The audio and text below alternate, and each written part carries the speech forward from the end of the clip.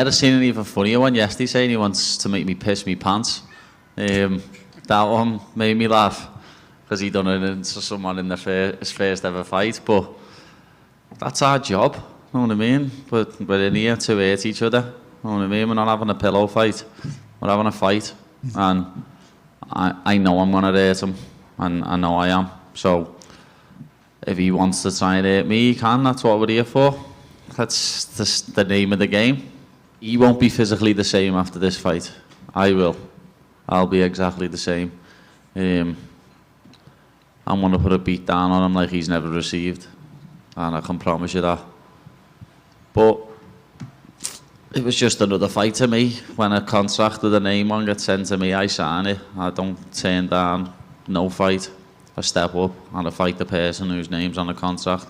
I thought I was going to fight Justin in October in Abu Dhabi, but I think he turned it down. And then now there's a belt on the line. He's taking the fight.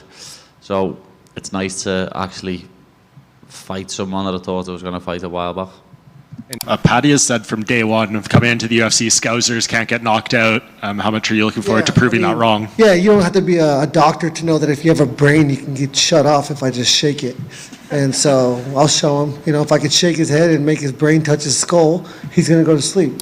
We've known each other for a long time, so on a personal level, Paddy's a great guy, and it's great to see good people doing good stuff. But from a UK MMA point of view, for such a small place, can have 4 champions. It's absolutely unbelievable. Well, it's a dangerous fight for Paddy, but I think it's winnable. It's definitely winnable, and I think Paddy's going to... Normally this stage here I've got a lot of nice puppy fat on me and I'm not as cold at the minute. I'm absolutely freezing constantly, low on calories compared to normally at this time of year. Big Tommy, heavyweight champion UFC, is coming to see us today. We popped down to his gym a few months ago, didn't we? And went to see him. I've done a little session with him and that. Had to scram with him after because didn't have no fight coming up. We won't be going for no scram today. I'm sick on diet, lad, hard on diet, and I don't think he can train because of his eye, lad. I'm gonna have to see what his eye's like, lad. I'm fucking intrigued, especially after everyone giving him so much shit. Obviously he's got a bad injury in his eye. It just shows how fickle the MMA fan base is. Beautiful, Jim. Old, but he's not washed.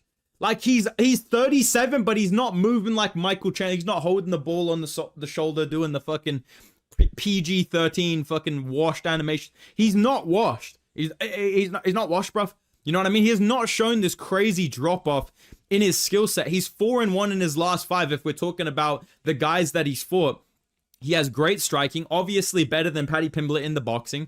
Very, very powerful calf kicks. I think those are going to come into play in this matchup. He's got big power in the hands. He's improved his boxing fundamentals and his footwork under Trevor Whitman. His defense has gotten a little bit better. And I would say in terms of him and Paddy, he's probably equal or more powerful on the feet in terms of punch power. He does have solid takedown defense. Like the weakness is the grappling, right? But we have seen him show a decent ability to be taken down and push off the initial takedown and get back up against guys like Michael Chandler. When Tom Aspinall came to visit Paddy at the gym, it showed where Paddy's head is at right now. He looked lean, deep into camp, and fully focused with the Justin fight coming up. They spoke about how this fight was something Paddy pushed for himself and how serious he is about it. You good? You look a lot leaner last time I seen you. Oh yeah, last time I seen you, lad, fucking now. Funniest when I come to your gym, lad, when I come to yours, I've been out the night before, lad, to watch fucking Springsteen, lad, and got in at about 4:30 in the morning. You know that mural after you spoke about it? Literally was a massive outcry in the town. Gotta get it down. Take it down. Still going though, it's going strong, isn't it? It's been a bit of a long process because with eyes, like with other injuries, they just fix them straight away. With eyes, they try and let them, because it's obviously risky, try and let them heal naturally. So we're getting surgery on this eye, keeping me out for a little bit. Not sure how long just yet though. So got a meeting about it soon. So it's just been a slow process, been a nightmare to be honest. Mate, 3 times he did it in 1 round. I know. I think the point of the thing should be sacked off. Just if you do twice in a round, then I get to do 1 back. I reckon that makes sense. They're the best one. Why is that? That's fair though, isn't it? First one's an accident, second one you're doing it on purpose, aren't you? I train with little gloves on anyway, as you've just seen. I don't stand like that.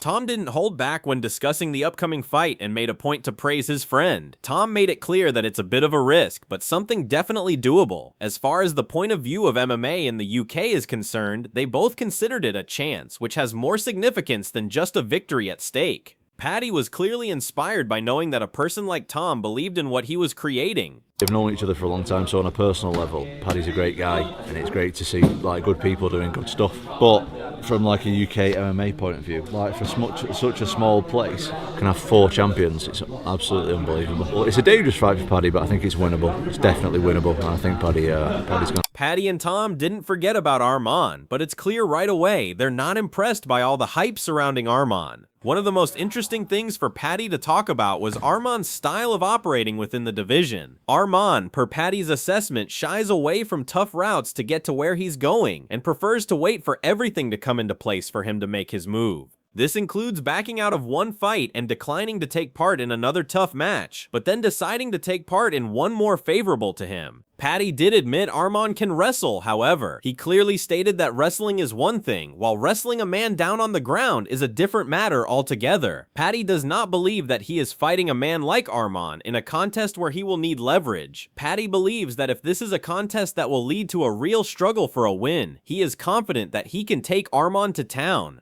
Paddy believes that this contest is quite difficult for Arman, but holds all the leverage for himself if it's his way. What about Arman Sarukian? He's just one of them, lad. He thinks because his family have got money and he's been had everything handed to a plate on him for years. Oh, it'll just happen in the UFC. Lad, you're being told, like he fucking pulled out that Islam fight with a bad back, when really he just couldn't make weight. He got offered to fight Gamrot and said no, and then took the most favourable matchup possible, Dan Upper, who can't grapple, to save his man's life. That's it. And he nearly guillotined him. It just shows how bad Arman's grappling is to me. Oh yeah, he did. I was watching that thinking, wow, if I get you in a guillotine, you are going unconscious. And he headbutted him at the weigh-in. If he would have cut him there on his forehead, lad, he was getting cut, defo. Why would you headbutt someone at a weigh-in, lad? I do think his grappling's good though, Arman. His grappling is good, he's got good wrestling. But that's his main thing, is wrestling. And he wouldn't be able to hold me down and just lie on top of me. It'd be interesting, wouldn't it, the grappling matchup? It would. It'd be good. He's got Tim Welch's main prediction leaned toward how dangerous this fight is for Paddy if it stays standing too long. He focused heavily on Paddy's habits in striking, especially how his chin stays high when he rushes in and how open he can be during exchanges. Tim kept coming back to Justin's left hook and calf kicks as the biggest threats, saying those are the exact weapons that match up well against Paddy's style. In my opinion right now, the way for Justin Gaethje to win is going to be his left hook, his cracking left hook, the way obviously Paddy Pimblett floats his chin a little bit. So let's take a peek here, see if anything sticks out. This is Michael Chandler versus Paddy Pimblett, and this went down April 12th of 2025. And Paddy finally looks like a real lightweight. He looks stacked. He's got big legs. He's got big calves. He's obviously a great grappler. So let's see here. See if he makes some mistakes. Michael Chandler's pretty short. He's not a giant guy. He seems pretty small for 155, but dense and explosive. Okay, here we go. 349 round one. Michael Chandler starts putting the pressure on him, getting back to the fence. He whiffs on a kick, and gets taken down here. Let's take a peek at that again. He goes low kick, and Michael Chandler goes to catch it, swings through, gets an easy finish behind his back. Big mat return by Michael Chandler, explosive. But we've seen Paddy Pimblett. We've seen it in his vlogs. He's very good. At the same time, Tim did not count Paddy out at all. His prediction shifted once the fight hits the mat or turns into scrambles. He stressed that Paddy's grappling is a real problem for Justin and that extended ground exchanges favor Paddy heavily. Tim pointed out how Paddy stays calm under pressure, gets back to his feet or attacks submissions, and keeps forcing movement until openings appear. Fight could look similar to this if it hits the mat. Paddy's going to have a big jiu-jitsu advantage. I know at their gym they do a lot of jiu-jitsu. He's very sharp on the ground. And again, when you're a wrestler and you get put on your back and you're not used to getting put on your back, your only way up is give up the back. Khalil Roundtree focused mostly on Justin's strengths and why he believes Justin can get the win. He talked about how technical Justin is on the feet, his jab, his leg kicks, and how disciplined he is in controlling distance. Khalil thinks Justin's experience and ability to read fights make him the kind of guy who can handle Paddy's unpredictable style. From his point of view, Justin has the tools to avoid getting caught in submissions and can punish Paddy if he rushes in or leaves openings. Oh man, you know the thing. I think Paddy is it's so weird because he's been around for a long time, and he's still slept on for some reason. Like people still kind of doubt. It's weird. You know what I mean? I don't know if it's like I don't know the look, whatever. But he's skilled, and every time he comes in and he shows progression. I think with Gaethje, people know that he's a banger. He's got heart. But I think another thing that people kind of sleep on too is how technical Gaethje is, especially you know, working with his coach. Like those guys they're always mathematicians. You know what I mean? So I think in this shout out Trevor Whitman. Yeah, shout out Trevor Whitman. But I think I'm going Gaethje in this one. Demetrius Johnson, on the other hand, looked at Paddy's skills differently. He focused on how people still underestimate Paddy even though he keeps showing growth, especially near the cage and in scrambles. He pointed out Paddy's ability to turn any fight into submission and how if the fight hits the mat or Paddy can control the pace, he has a real chance. Demetrius admitted Justin is tough and technical, but he sees Paddy's jiu-jitsu as a major advantage that could decide the fight if he survives the early striking exchanges. Paddy probably excels more than Justin Gaethje is his dynamic. Like, if you push him into the cage, he's going to do a flying triangle, right? We've seen Justin Gaethje get put to sleep by Habib. With that, I think the biggest thing is that if Justin Gaethje goes out there and pops that jab, like he always says, that pops that jab and throws a leg kick, then Paddy Pimblett is going to have to make a decision. Is he going to go in there and shoot a takedown, or is he going to go in there and try to strike with him? I'm going to go with Paddy on this one. I feel like Paddy's going to get the submission. I think Paddy's going to be able to submit him. But I could see Justin Gaethje, because Paddy Pimblett gets hit a lot. Yeah. Right? Like when he fought Gordon, he got hit a lot. So he could take a shot, but can he take a shot from Justin Gaethje? Now, Justin Gaethje's been in the game for a long time, been knocked out, been submitted. So we'll have to see, where the fight goes. But if I had to make a pick, I like Pimblett in this one, Paddy Pimblett. There's something I want to add to that. So Michael Bisping broke this fight down in a very real way and didn't pretend it was simple. He made it clear that Justin is still dangerous because of his power, boxing, and leg kicks, and if he keeps Paddy backed up and forces exchanges, that's where Justin is at his best. At the same time, Michael kept coming back to the idea that Justin has lost fights when he makes small mistakes, especially later on, and those mistakes usually lead to submissions. Lightweight title of the world, Ilia Topuria has stepped away. Justin Gaethje is back in his third title fight. It's his second interim title fight, but it's his final fight if he doesn't win. Justin Gaethje said if he loses to Paddy Pimblett, he's going to walk away. One more knockout. I went to sleep. Before that, I'd never been put to sleep. If I would get put to sleep again, I would definitely call it quits. Justin Gaethje has had an incredible career. Of course, he's been the interim champion before, never the undisputed. He lost to Habib. He lost to Charles Oliveira, but he has electrified and thrilled audiences all over the world. 26 wins, 5 losses. 26 wins, 20 by way of knockout. And he's knocked out some legends. People like Dustin Poirier. Fight of the Nights with Dustin Poirier. Fight of the Nights with Michael Chandler. And stopped Tony Ferguson in a one-sided savage beatdown, okay? And that was one of the last times we saw Tony Ferguson being a real threat inside the Octagon, because Justin Gaethje just beat it out of him with accuracy, with power in his hands. He's got head kicks, he's got wild hooks, he's got beautiful uppercuts, he's got incredible wrestling, but he never uses it. And in this fight against Paddy Pimblett, he doesn't need to use it. He would be a fool to use it. You don't want to shoot in on Paddy Pimblett. Michael leaned toward Paddy over 5 rounds because of how unpredictable and patient he can be. He talked about how Paddy doesn't need to outbox Justin. He just needs one scramble, one bad exchange, or one moment where Justin commits too hard.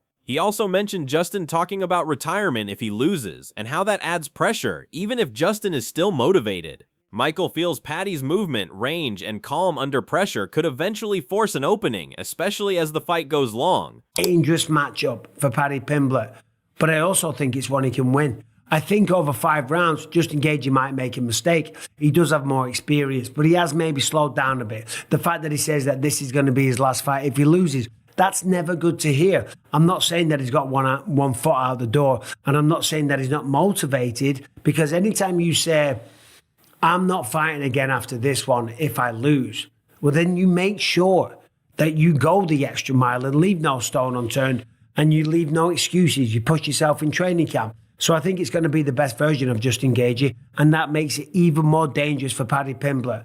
I do think, though, that over 5 rounds, given how dynamic Paddy Pimblett is, given how disciplined he is, given that Scousers don't get knocked out. I'm a Scouser. Bedtime MMA went back and forth for a long time, but in the end, he leaned toward Justin winning. The main reason was how the fight likely plays out on the feet. He broke down how Paddy's grappling is dangerous, especially if Justin ends up flat on his back, but he does not think Paddy can force that position consistently. Against someone like Justin, who stays composed, moves well, and defends those moments better, he feels Paddy will struggle to drag the fight where he wants it. Paddy, like, the thing with Justin Gaethje that's making me like, bro, I cannot pick Paddy to win this fight. This he's not Khabib, bro. He's not Charles Oliveira, Max Holloway. These are the guys that have beat Justin Gaethje. I don't think he is as quick or as sharp or as accurate or as powerful on the feet as Charles Oliveira or Max Holloway. I think he might have more straight up like punch power, but he's not on their level in terms of striking skill, speed, or defense either. Let me just say that, right? And as for his grappling, his jiu-jitsu is insane, but he doesn't have the wrestling of Khabib. He doesn't have the wrestling of a Charles Oliveira unless he hurts you, right? And I think his defense on the feet is so suspicious, bro. Like, just so cool. I'm just remembering the Jared Gordon fight, thinking about that shit. He keeps his hands low in exchanges. He's open to being countered in the boxing exchanges. And Justin Gaethje, this is one thing I said at the gym, and the boys didn't really get what I meant, but like, I think you guys understand. Gaethje's old, but he's not what. In his final call, he saw the fight becoming mostly a striking battle, and that favors Justin. He highlighted Justin's jab, calf kicks, left hook, and overall sharpness compared to the guys Paddy has fought before. He does not buy into the idea that Justin is washed, pointing out that Justin is still competing at a high level and fighting elite opponents. That is why he predicted Justin winning either by decision or a late stoppage after causing more damage on the feet. Bilal Muhammad leaned toward Justin because of how the fight looks when it stays standing. He focused on how often Paddy gets hit and how risky that becomes against someone who is calm, patient, and sharp with boxing. He broke down Justin's jab, footwork, and leg kicks as tools that can slowly wear Paddy down without rushing into danger. He also made it clear that Paddy's best path is the ground, but he did not think Paddy would be able to force that consistently. Bilal pointed out that Paddy needs chaos, scrambles, and early grappling to win because standing and trading for long stretches plays right into Justin's strengths. He mentioned how Justin has dealt with pressure before and how if he stays patient like he did in past fights, this becomes a long night for Paddy. Beneil Dariush looked at the odds in a very practical way and didn't treat them like some kind of disrespect toward Justin. The way he sees it, this is more about timing than talent. Justin is later in his career, and at lightweight, that usually shows up fast. Paddy, on the other hand, is still moving forward, still filling in gaps, and people don't really know how good he can become yet. Where Beneil seemed more hesitant about Justin was when he talked about matchups, not names. Most of Justin's biggest wins came in fights that stayed upright and turned into wars on the feet. When things shift toward grappling heavy pressure, the results haven't been as strong. Paddy brings that kind of threat, and even if he's not perfect, he's willing to push the fight into those messy areas. This fight looks like it's going to be fast, intense, and possibly end before the final bell. Let us know in the comments who you're picking. Are you going with Justin's experience and power, or Paddy's sharp skills and smart game plan?